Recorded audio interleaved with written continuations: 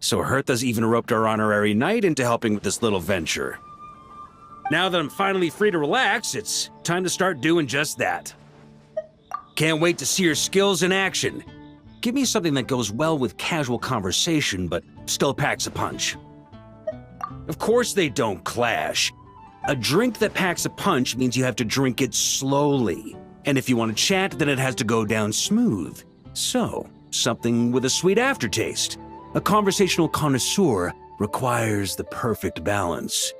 The most suitable choice on this menu would be the Thorny Lake. It's a drink with a real kick that you can find in almost every bar.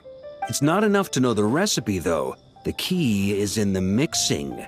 Some bartenders choose to stick to the tried and tested basics, while others like to add their own personal flair. That's the spirit. Now, show me what you've got.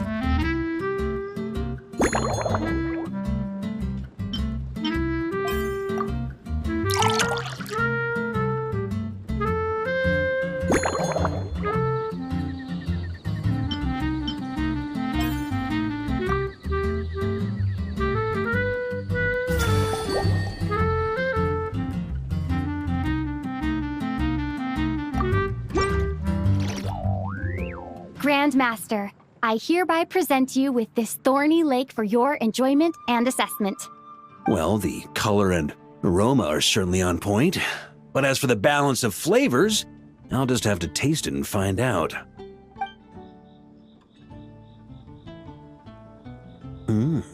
Not bad.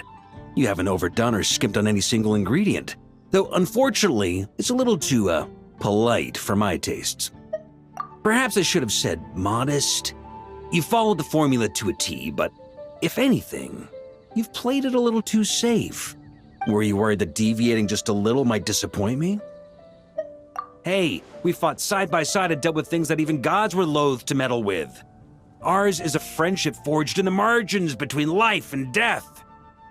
That said, if you ask me, you can ditch the nerves and work your mixologist magic. I'm looking for something that shocks the senses. Mull it over, there's no rush. We can chat while you think. Who knows? You might just find some inspiration to mix in with your magic.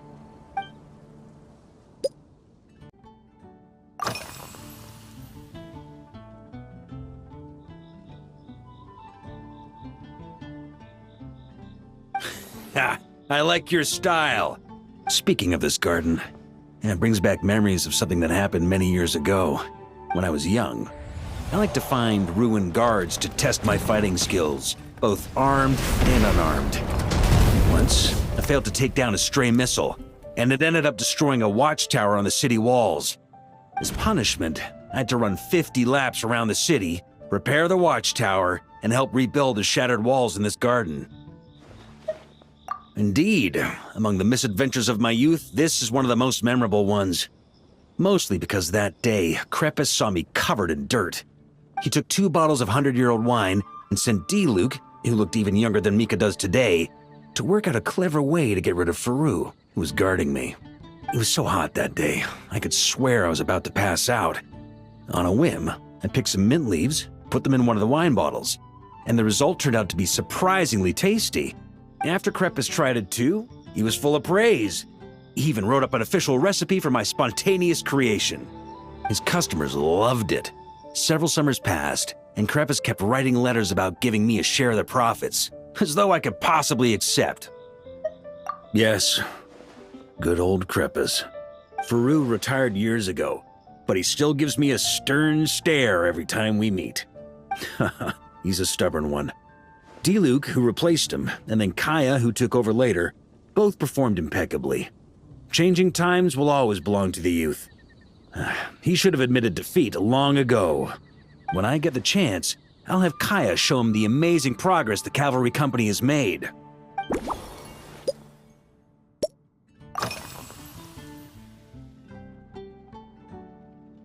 Well, let me think. I guess you could say it lacks impact.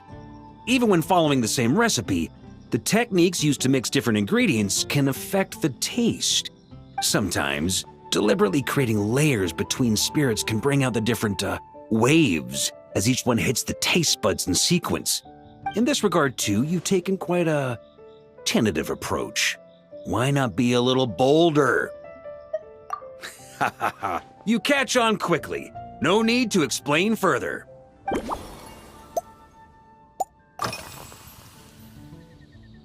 Pretty awesome, huh?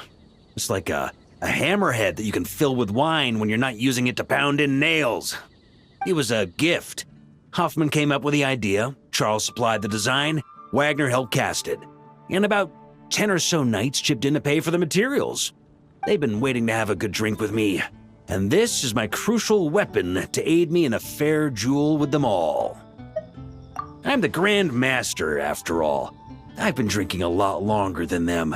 I've practiced more assiduously, and I have a bit more meat to absorb the blows.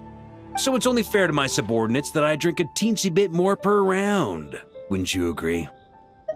Of course, some of them have been training as long as I have, and those ones won't be getting any special treatment. Take Hazelnut 3 and Hazelnut 5, for example.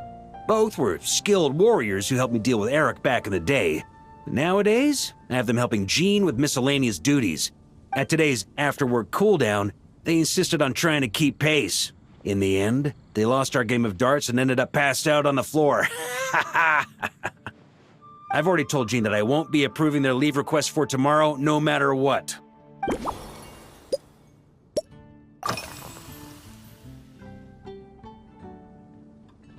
It's a treasured place that the Knights of Favonius have maintained for years. So it makes sense that it's become the go-to location for organizing such things. I heard that while the expedition was underway, you were a great help in giving those left behind the opportunity to put their energy to good use. Sometimes, I look through the photos I've been given from those events. Though unfortunately, there aren't enough to include everybody. My conclusion is that Mondstadt needs to do more to popularize the camera.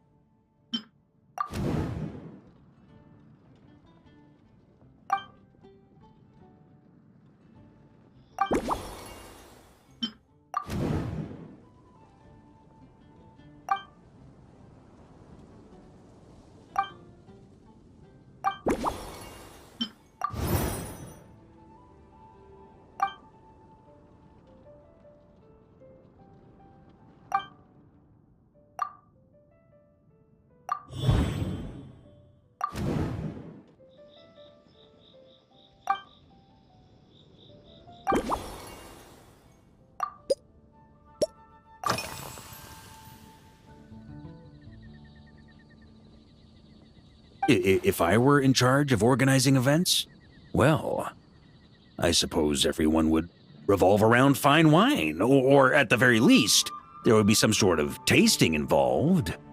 For example, we could go all in on this drink stand and open it to the whole city, with every company of the Knights selecting one or more mixologists to compete against each other. It's only a thought. Can't let things get too out of hand. If I were to actually throw a grand banquet, Jean would come after me with her sword drawn. Even Frederica would launch a punitive expedition. While in Nodcry, we had a rule that knights must never get drunk while at their posts. Otherwise, it could lead to dereliction of duty with serious consequences. Exactly.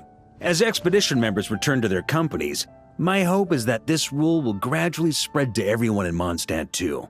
Just like firewater and smetana, these Nodcry delicacies have made their way into Mondstadt's households and become part of people's daily lives.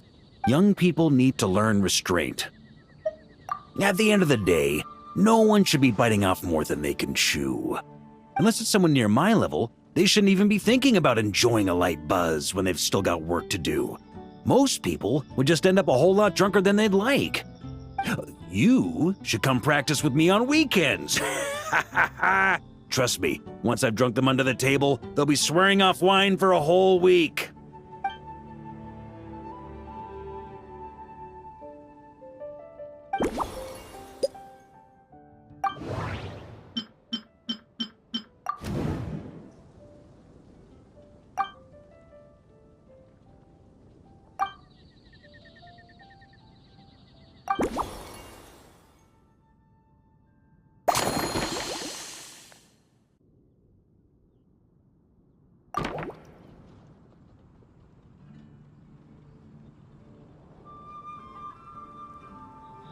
Huh? Oh, feel free. Whatever you're about to do, I've got a feeling I've hit the jackpot.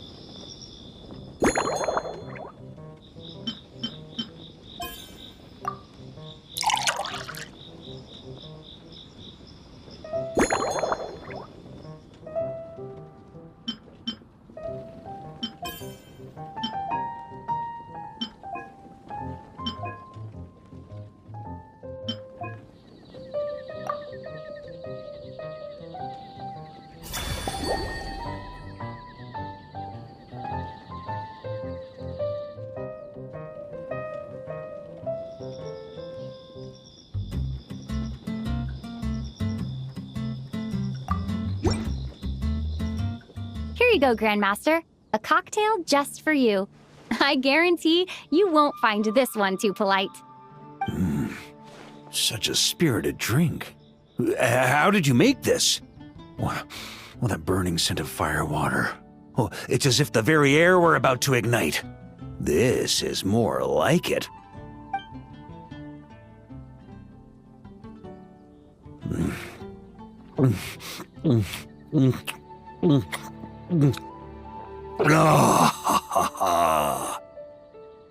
Perfection. It's clear that once you let go of your inhibitions, your talents really shine through. That first hint of mint is like a cooling feint that masks the firewater underneath. By the time the sweetness dissipates, the firewater is already slipped in behind your guard, ready to deliver a powerful strike of intense flavor. Oh, it's exactly the impact I was hoping for. That's the most ingenious part.